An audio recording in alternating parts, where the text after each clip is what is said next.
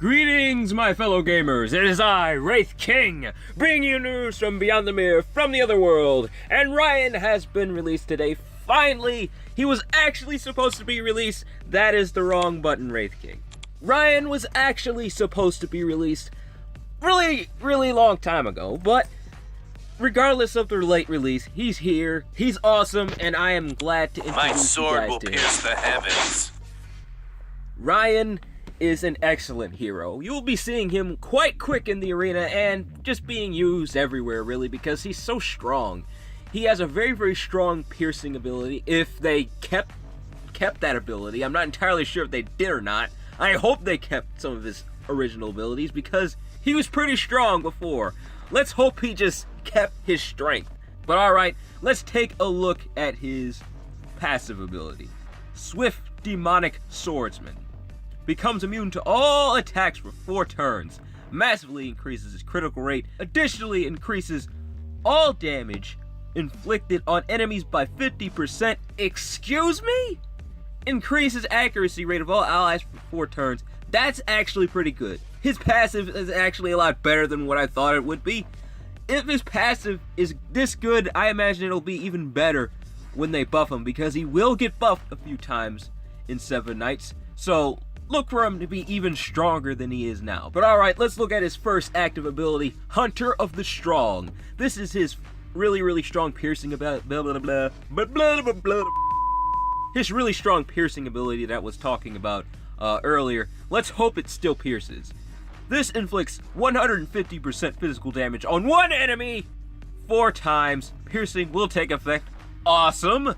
Additionally, ignores the enemy's defense. So yes, this is a very strong piercing ability, and it seems they kept this ability's strength, but let's hope his AoE has stayed the same. That's a very powerful ability. Both of his AoEs, both of his awakening skill and his second active, those are really strong AoE abilities. Hopefully they just buffed them a little bit.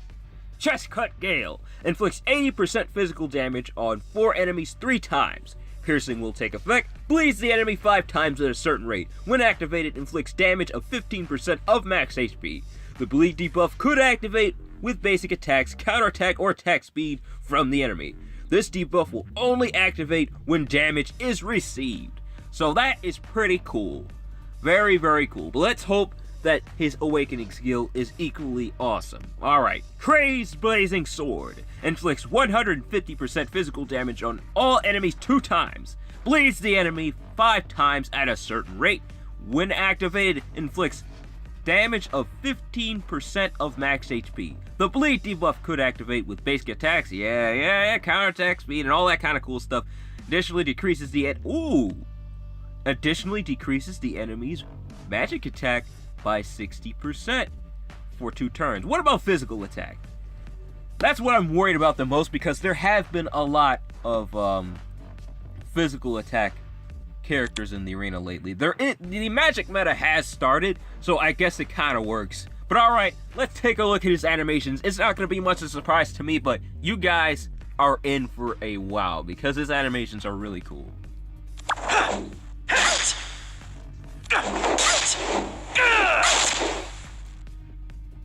Just riding his sword. Take this! Too slow! I have to admit, I really like his voice actor here. Almost just as much as I do his voice actor on the original version of the game. His voice actor is really good here. All your bones will be broken.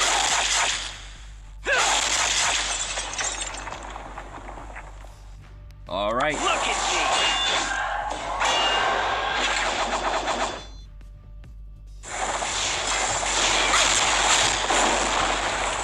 As your life ends. Isn't that cool? Man, I really like Ryan. I really like Ryan. The first time he came out on the original version of the game, this door, I'm sorry if you hear creaking in the background. Ow! This door is crushing me. I'm in a really tight space in here. Anyways, I was really excited to review Ryan when he first was released a few years ago on the original version. I think it was just last year, actually. I reviewed him, and I am very happy to review him again, this time in English so I can read everything better, I can translate everything better because it's in my own language. So yeah, I'm really happy to review him here. I think he might have missions. I'm not entirely sure. That's something else I wanted to mention. I think he might have missions. Don't forget to Or collect maybe they them gave them before they to expire. us. Nope. I got some cool items. Wait, what? What was that? What was that? Could it be? Oh my god. Finally, she has been released. Oh, the beautiful, the strong, the powerful. I know I said beautiful once, but I'll say it again.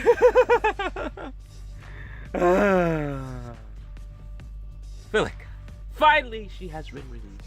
We all have been waiting for you. Oh, and the magic meta is finally starting, my fellow gamers. So expect to see a lot of mages in the arena. Not a whole bunch, but you'll be seeing some decent magic meta teams. Sorry, I'm still a little... 5 minutes later. Get off the floor, you lazy perv. Blessing of Black Moon. Become immune to all attacks for 4 turns. Reduces the magic damage received by all allies by 50%.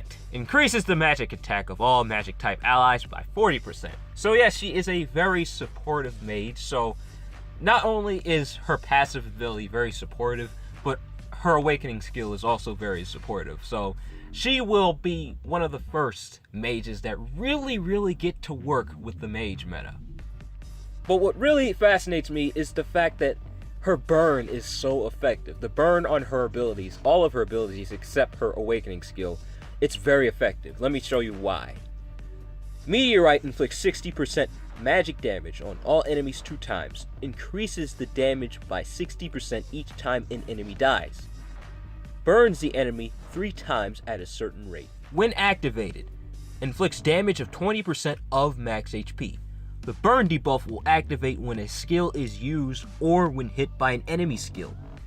When the debuff is stacked, it will spread to one other team member. When stacked, the count will not refresh. This debuff applies to both of her active abilities, so she is a little aggressive, not just supportive. Flame of Darkness inflicts 60% magic damage on all enemies 2 times. Additionally, inflicts damage equal to 30% of max HP. Burns the enemy 3 times at a certain rate. When activated, inflicts damage of 20% of max HP. And it inflicts the same burn status effect as her last ability, as I said. Now, her awakening skill is more of a passive awakening skill, so it won't be as flashy as everyone else's awakening skill, but it's still very effective. What Witch's Shadow does is she increases the magic attack by 200%, 5 times. This also applies to counterattack and speed attack, and stacks with normal attack increase or magic attack increase effects. All magic type allies become immune to all attacks for 2 turns. So as I said, she is very supportive for the magic meta, so you won't be seeing her used aggressively too often. But she is pretty strong regardless. But okay, let's take a look at her animation.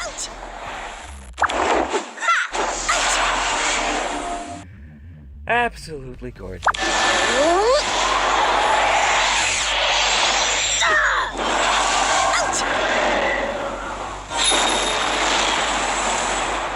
Awesome, as always. Erase from existence.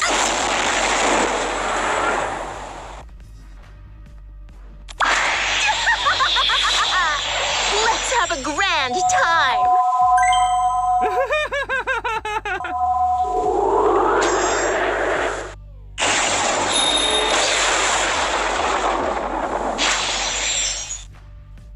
Beautiful! Beautiful! Gorgeous! Absolutely gorgeous! Bravo! Bravo! Bravo! Encore! Encore! Perfect! Best character! Best character in the game! Beautiful! Oh! Alright, my fellow gamers, that is all the time I have left for this video. But remember to leave a like, comment, and please do subscribe to my channel because I upload Seven Knights videos all the time. I love reacting to the newest heroes that Seven Knights releases. I am very excited to review the new heroes that they are going to release that are part of the Magic meta. I am so excited about that. So stay tuned for those. Not only do I make Seven Knights videos, I make tons of different reviews for multiple games. So stay tuned for a lot of content, alright? Take it easy for me, alright? Bye.